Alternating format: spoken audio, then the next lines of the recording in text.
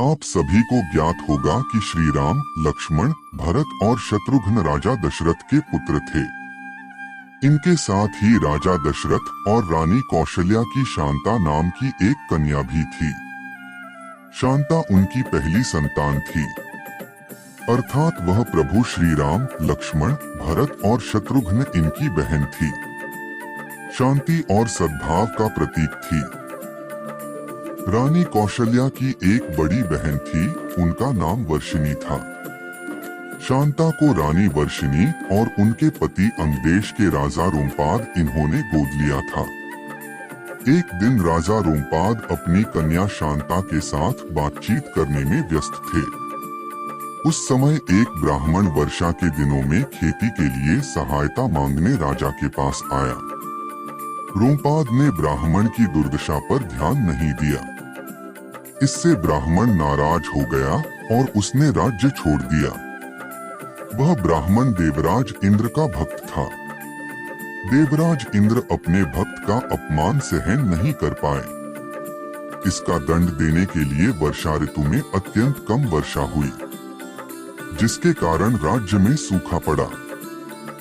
राजा दशरथ चाहते थे कि उनको एक बेटा हो जो उनके राज्य को संभाले और अपने वंश को समृद्ध बनाए।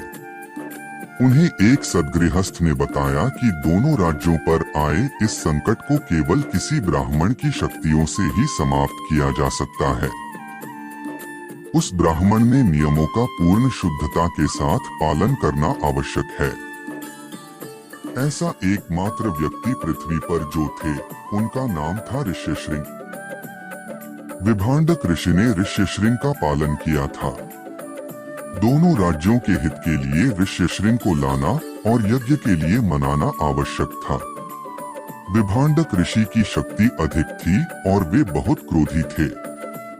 ऋष्यशृंग को लाने से पहले ऋषि विभांडक को मनाना आवश्यक था।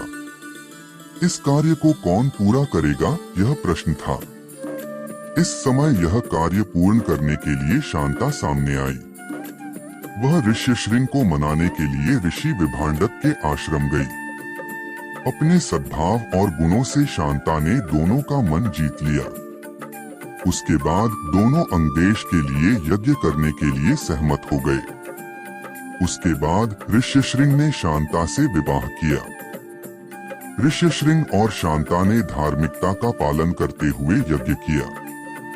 यज्ञ के मंत्र के उच्चारण से भारी बारिश हुई।